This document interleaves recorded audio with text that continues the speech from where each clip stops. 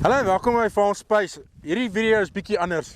Ek luister saam en vind bietjie uit, kan mens 'n stoet van amper 3000 bestuur? Hoe bestuur mens dit en is dit moontlik? Of is dit net alles bymekaar gooi en kyk wat uitkom?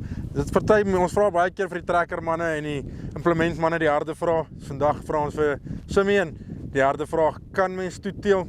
Kan hy 'n plan maak of is hierso 'n speel hy bietjie lotto en kyk wat gebeur? Simeon, welkom terug. Dennis, thank you. Simeon, I'm here to ask some of the tougher questions. I think it might be questions that people ask in general. Is it possible for Hurwitz Farming to manage these sort of animals? How do they do it? Is there a plan? Now, from my point, I know you do embryo. You've got an embryo program. Let's start with the embryo program. How big is that at the moment? How do you choose which animals goes to embryos on the Boran side, and what's your plan around it?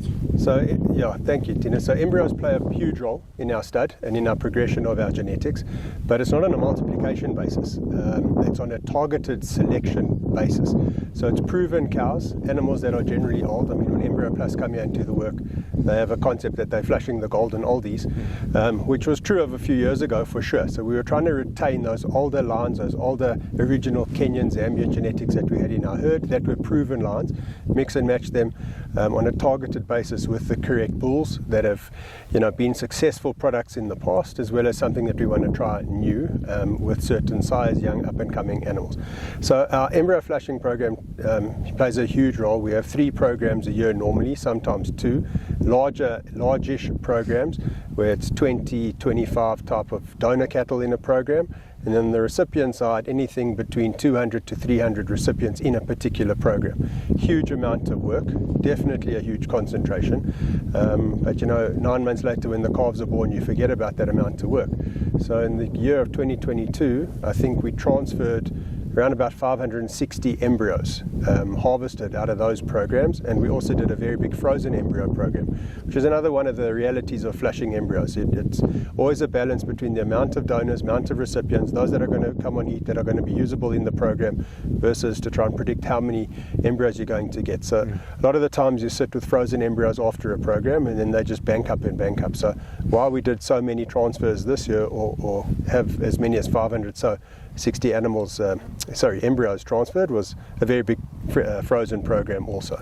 But yes, embryo flushings plays a huge role in our genetic multiplication, but it's of proven animals. So it's keeping those lines, but also adding those proven lines to newer sires. Correct. So making sure that those, as you said earlier when it was jumbo, you've now got their progeny, they should be better. So putting that better progeny back onto known lines and hoping that makes an ever better movement forward for your herd. Correct. And then you balance it. You look at line breeding, and you look at what families have done well with what families. It's a real science, and it takes a lot of time, effort, trial and error, and to try and get it right is a little bit of luck as well. But yeah. On the KI program, I know you've run quite an extensive program on that. How do you choose your animals? I know that is probably your main hurt at this point, making sure that those cows that you feel, that's what I should do, that I really like and the bulls really like, come together and make sure that they work. Is that sort of your thinking behind that? Yeah, absolutely. We try and do as much AI as we can on the herd. Always not so easy because of the quantum of cattle that we're dealing with and the time it takes to get animals ready for a program, because it's a synchronization program before, and etc. And then physically not so easy to do so many cattle on one day, because the operator starts to get a bit tired and slacks off in terms of accuracy. But we definitely do it. We like to AI as many of our heifers as possible. So we take our heifer group, we take a good majority of that, we AI them, again on a targeted basis, based on the particular pairing we're trying to do and make. And then after that we put animals into different groups, into different breeding groups for various reasons, whether it's a phenotype or a corrective mating or a line breeding type of effort or an outcross type of effort. I mean, all of that plays part in a strategy in how does one progress better and progress forward in years to come.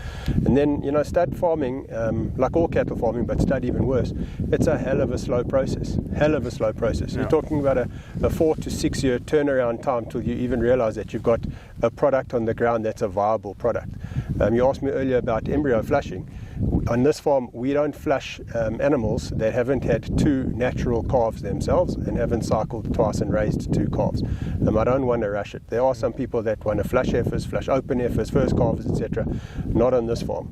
We don't mate our animals before they're 24 months old either.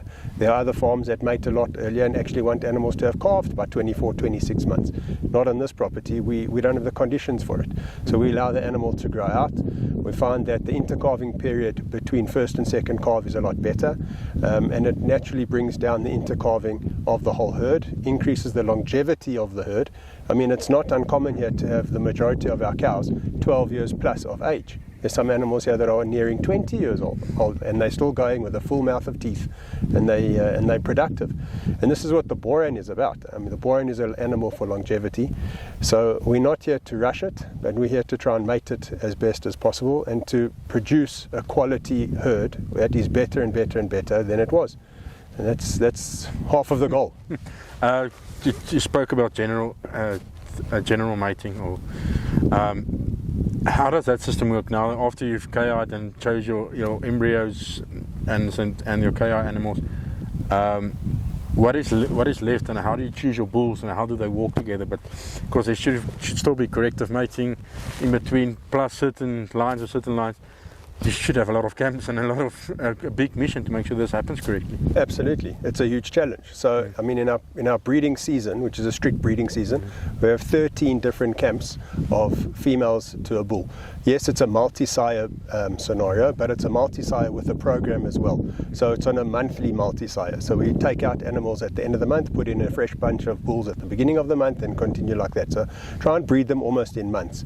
We group the bulls in terms of family lines and genetic lines. We find bulls that will complement the females that they're working on. We're not necessarily color specific here at all. We put white bulls with red cows with white cows. It doesn't really matter. I mean, the Boran is a non-discriminatory type of breed, and we apply the same principle, and the quality when you take the clothes off must be there. So yeah, I mean, it's a hard question, but it's certainly something that we strive to do. When we have our bulling season, which is a huge chunk of our breeding year, every single animal, and it's a big herd, every single animal comes through a crush, every single animal gets rated, gets scored. Where we work, we have internet facilities, Wi-Fi, we sit there with iPads, we've got admin people that sit there as well. We check records, we see what's going on with the animal, we pair it, we look at what it's done well with, what it's done badly with as well, not to try and repeat that. So every animal is done on its merits. You know, some people say, how do we do it? And the question is with time. You know, on a herd like this, one would imagine you take your 100 or 200 cows, whatever, throw them in a house with 2 or 3 bulls, or whatever the ratio is, let them play with each other for 3 months, take it out, you know, the calves, and Bob's your auntie. No, that would work in a commercial approach, but on this operation, it's a hell of a lot more scientific than that, and it's a lot more targeted.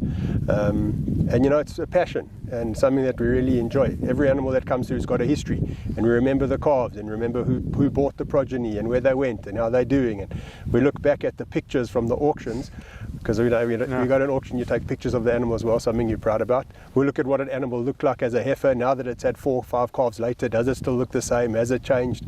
It's tremendous, the growth and the diversity. But again, it's something that keeps us on our toes, and we enjoy. It's a passion, and stud farming has to be a passion, but at the same time, it's a business. Something you said to me earlier, you got some very good advice when you started with the Boran, and someone said to you, choose your own bulls, choose your own mating pairings, and make sure you know what's going on the farm. And to this day, you know, you've got 4 WhatsApp groups, maybe more, you've got 10 people running around, but you know exactly, you've got pictures of bulls, fences, everything the whole time on the go. So you are almost micromanaging a stud, the biggest stud or Boran stud in the world, through WhatsApp when you're not here, but also making sure that's what you want to happen does happen, and it's according to a plan. Yeah, you're quite right. So yes, that advice that you talk about, that came from a good friend of ours, Dr. Monet Delaray from Embryo Plus. A few years ago, when Jaron and I, my brother, were finding our feet in farming, never mind stud farming, We went there for a 9 o'clock in the morning meeting, and we'll end up staying there the whole day. And one of his words of wisdom was, if you're going to do the matings, do it yourself. Do the pairings yourself. You must be rewarded with your own successes, and you must see your own failures, and that's the only way you're going to learn about cattle. Because you must remember, back in those days, the only thing I knew about cattle was 4 legs, a tail, and how it tastes sometimes after it's been on a bra. Yeah. But no, we had to learn all of that, and quite right. To micromanage this stud and this herd in general, and all of the amount of cattle on this farm, is a huge operation with a lot of role players and team players. WhatsApp groups definitely play a part. I mean, one must remember, I'm not even full-time based on this farm, so I'm up and down most of the time. But I know, yes, what's going on. We check the groups, we micromanage the herd, we have our finger on the button. There's a lot of managers in this particular department. There's a lot of vehicles that consume a lot of diesel in this department. There's horses. You know, there's almost all the infrastructure that any farm, any modern day farm would have, appears here in this department. And it's really a huge team effort. I mean, from an admin point of view, running a stud, we have 2 admin people that look after this herd and all the other commercial cattle. And we also have the African Drought Master herd, which is also a stud. So it's actually too big for one person to do on a full-time basis. So we have 2. One does data capturing and one does the rest of it. So all of that to interplay with the technical people like the vets, etc., the nutritionists.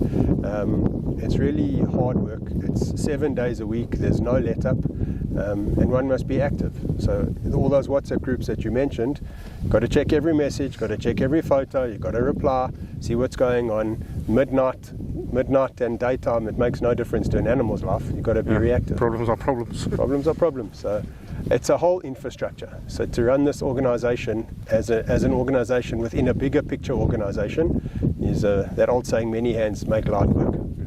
Simeon, thank you for giving us an insight into the Hurwitz Boran stud and into the farm, and I think a lot of people can take something away from you. Sure, as always. Pleasure, Dennis. Ja, always mine. Okay, mense, raai julle dit, en as ek net ietsie moet wegvat, maak seker jy hou jou vinger op die knoppie, ken jou diere, weet wat jy aangaan, en teel self, kies jou diere self, en op die einde van die dag, maak jou eie foute, leer daaruit, en op die einde van die dag, deel jou suksesse met jou eie besluit wat jy gemaak het. Ons sien jou volgende keer. Totsiens.